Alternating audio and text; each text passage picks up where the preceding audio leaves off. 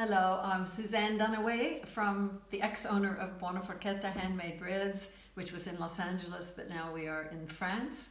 And the recipe today is from my book, No Need to Knead, Handmade Italian Breads in 90 Minutes. And I'm going to be doing a half recipe of the pizza recipe, which is in the book. And first, we're going to use the liquid from the mozzarella for part of the pizza dough. It makes a wonderful, wonderful pizza dough. And the mozzarella will go into a bowl with a paper towel like this to take up some of the moisture in the cheese because it gets a little bit too wet for the pizza. So I'm going to cut this one also and put the liquid here because what you really want is only about 3/4 of a cup of liquid. And we'll see how much we need after we put in the flour. So the whey is in here. We use 1 bag of yeast, 1 packet like this. You don't want the pizza to be very fluffy. You want it to be quite thin. So you only use 1 package of yeast instead of how we made the focaccia with 2 packages to make it a little bit more chewy, a little bit more substantial. The flour then goes in. This is 2½ cups of flour. And a teaspoon, nice generous teaspoon of salt, right in the bottom of your hand like this. That's about a teaspoon always, depending on if you're not part of the Globetrotters or someone like that. And you're going to put in olive oil this time, which we didn't do in the focaccia. And this is about 3 or 4 tablespoons of olive oil in the dough itself. Now, the important part of the dough is not to have it be a wet dough.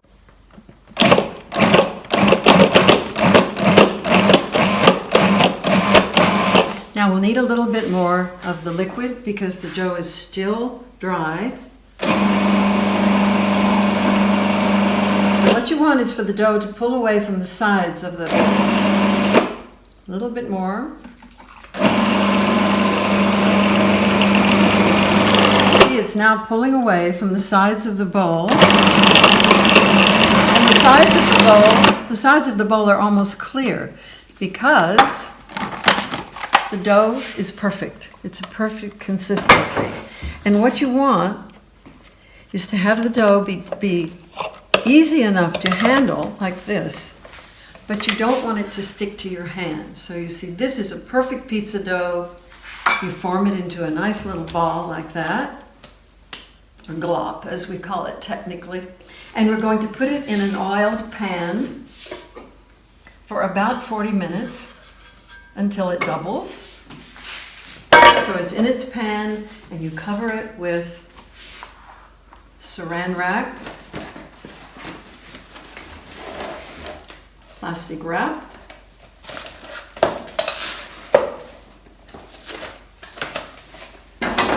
Cover it nice and tight so that it's going to be rising really well in its pan. And this will go into my warming oven for about 40 minutes. If you don't have a warming oven, you can put it somewhere just very, very warm in your kitchen, and it should only take really 30 or 40 minutes to come up. Okay? So next time I see you, we'll make the pizza. The dough is now ready. It has doubled. It's a lovely, nice soft pizza dough with keeping the air in it as much as I can, just like for the focaccia. I'm going to turn it out on the pan. Pan can have a light oil. If you want to have a light oil underneath the pizza, brush it with oil. This looks like it may be a little bit too much dough to fit here, and I'll tell you what we do with that. It's about the size of a bread loaf. That will fit exactly on the thing. This dough I use for next week's wonderful pizza because when you taste this pizza, you're going to want another one. And this is the dough that is essentially like a starter. So I put this with my other starter, which I had from last week, and the starter sort of builds up over time. But that's okay because you can take off just a kind of baseball piece of it next week when you do your pizza and put it in with the dough. It's a wonderful flavor that you will get. Now, here's the part that you want to do. You want to stretch this pizza with the palm of your hand. In fact, let me take off these silly rings because that's not a good idea. And you'll be stretching the dough to the edges of the bake pan. In fact, kids love doing this. My grandchildren made this pizza and they were wonderful at it. And you stretch and stretch, trying not to put a hole in the dough as you go, which happens, but it's not a big deal. You can take a little piece of the dough and patch it. So the dough is going to be stretched to the edges of the pizza pan like this. And then the toppings go on in a very thin layer, all of them. Because what you don't want is to overburden your dough with too many things on top of a pizza. I know there are many, many items that people like. They like green peppers, they like sausage, they like whatever. But we just like plain, simple toppings.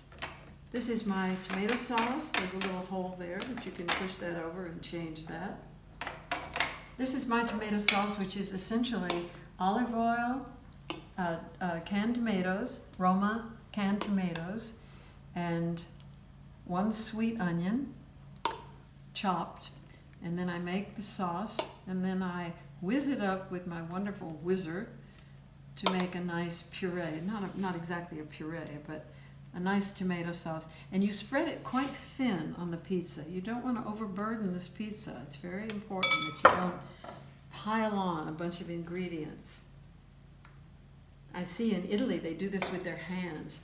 They take the sauce in their hands and they spread it around like this, which is kind of wonderful. But be sure you wash your hands first. Okay, we know that one.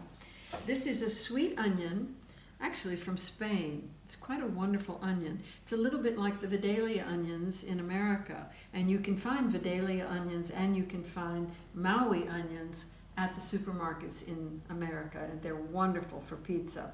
I don't saute it first. I put it on just like this because the oven is so hot that it actually sears the onion and crisps it when it's in the oven. I think there's something about starting at the corners first and then the center takes care of itself. I thought my husband taught me that, but actually I'm not sure. Maybe it was somebody else, but it seems to work really great. These are anchovies from our town. Our town, Collioure, was the center of anchovies years ago. There were 42 anchovy companies, and now we have only 2 left. But they were very important in the history of France because they did not pay taxes. They supplied all of France with anchovies, and so they were exempt from paying any taxes to, at that time, the king. So these are Collioure anchovies, and this is really all we like on our pizza.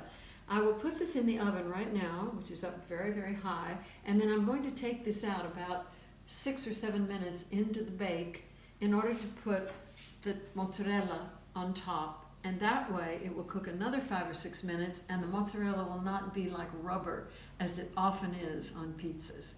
If you put the mozzarella in at the half bake of any pizza, you will have a much, much better pizza. So this is going to go on the oven. I think I'll put a little olive oil on top just for fun, because you never can have enough olive oil on anything. And into the oven it goes. This is now the first phase of the pizza. We're going to put on the mozzarella now, starting at the corners, as I said, because it always seems to work out. And this way, when you bake the pizza the rest of the time, which will be about 4 or 5 minutes, you will not have mozzarella that is like rubber.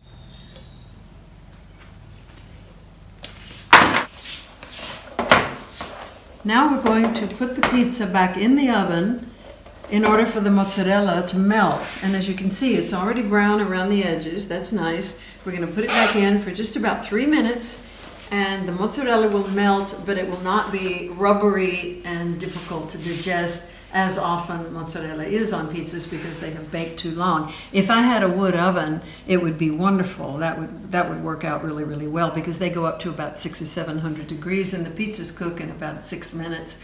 This is a different thing with a domestic oven at home. Uh-oh, my rings I'm putting back on because one day I baked one of them in a loaf of bread and it went out to a charity dinner. So better not to do that today.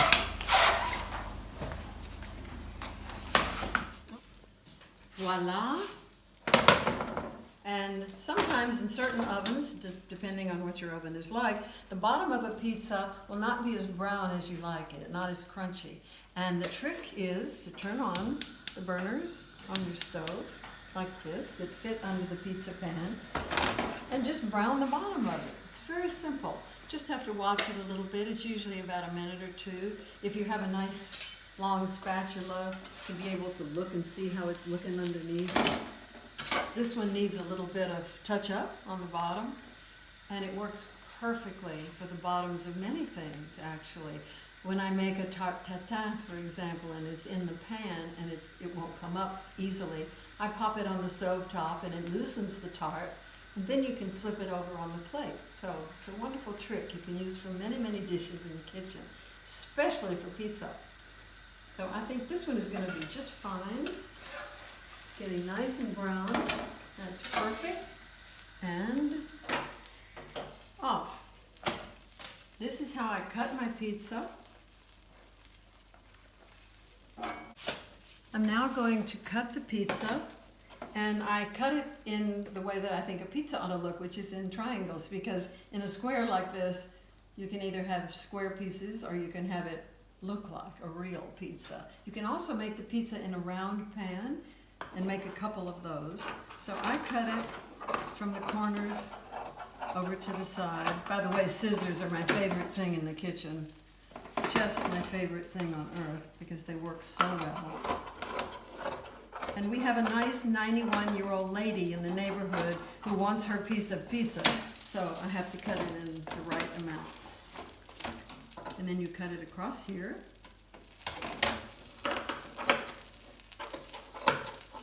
Which turns it into what looks like a real pizza that came out of a real box.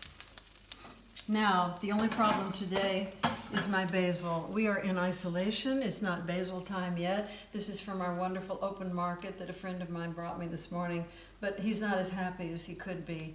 And in just a few months, we will have our own basil in the yard, we hope. So I don't put the basil on until I serve the pizza because the basil gets very wilted. And it's nice to have just a very fresh, pretty piece of fresh green basil on the slices when you serve it. And if people want more basil, you can serve it on the side. But voila, there is our beautiful pizza. Crisp, thin, Roman, and delicious. So I just wanted you to see how this beautiful pizza is, and if you can hear it, it's very crispy. It is so good. And I hope it comes out for you too.